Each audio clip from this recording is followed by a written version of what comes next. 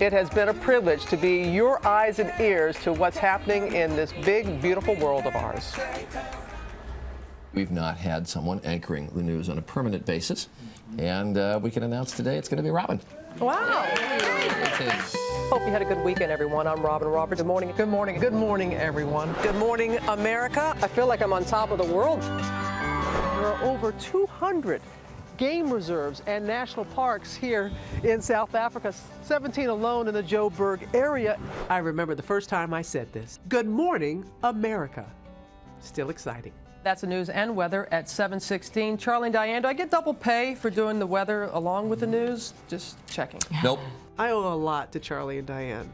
I could not think of two better journalists, human beings, friends to start this wild ride with. And good morning, America, live from somewhere in the Atlantic Ocean. And yes, we are underway in making broadcast history, a television first. People often ask, what's it like to have this view of history? Mr. President, sounds good, doesn't it? You know, it's got a certain ring to it. And it's great, but I look at it differently. I think, what is it that I'm learning that's going to change possibly somebody's life who's hearing this? What do you hope to accomplish on this trip? Well, I think it's very important for people in the Middle East to know that people in the United States care about health, and especially women's health. I asked them afterwards, I said, why are you dancing? They're saying, through a translator, they said, we're celebrating life. Let's get the very latest now from right here in Port-au-Prince, Haiti. I think about the time that we were able to reunite a family. Little Maya Esther, still at an orphanage in Port-au-Prince when the earthquake struck. Got a call from New York saying, there's a family in Iowa, the Poulter family. They're in the process of adopting a child. Can you get to the orphanage? And I'm thinking, how in the world are we going to find this orphanage? And somehow we're able to get them on the phone. And I remember, you know, I'm seeing their daughter that they're about to adopt and saying, she's okay. She's okay. You found her? Yes, we found Esther. Oh, thank you! Thank you so much! When you see so much devastation around you, and you're able to give somebody a bit of ray of sunshine at a very devastating time, wow. Whew. I have a picture of her, my Esther, on my desk. That's a connection, and that's really cool. There's a lot of responsibility that goes with doing what we do. I mean, we're journalists and we cover very important stories, but it's also trying to do whatever we can to add to someone's life, to give them hope when they need hope. And it never gets old. I pinch myself every day and just so grateful that I've had these opportunities. To have met Sully and to have flown with him, I will treasure that memory always.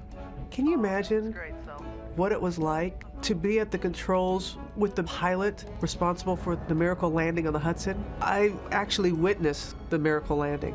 Just slowly continued down the river, and it was almost like he used the Hudson River as his runway. Could I ever envision that I would not only meet the pilot of that plane, but fly with him? He reminds me so much of my father.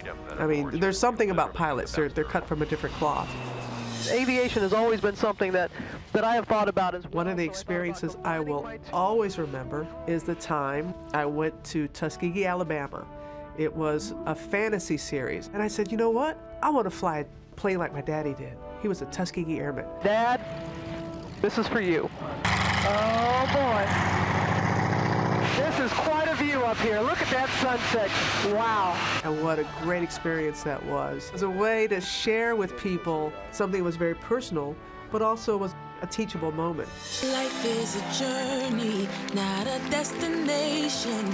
When I decided to make my message in hopes of helping others, I had no idea that I would be the one that was helped tremendously in return. I haven't felt this great in a long time. We challenge ourselves in hopes that we'll challenge people at home. Early in the morning, it's the start of a new day.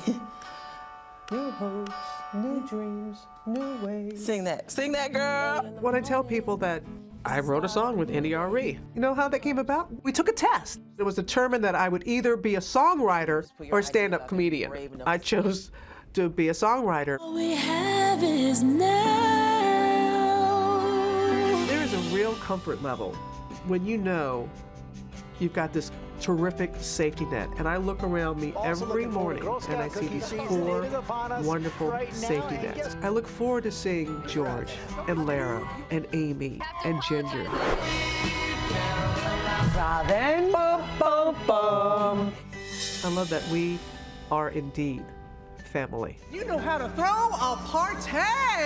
I do not take lightly that I have the opportunity to say, good morning, America. Good morning, America. That never gets old.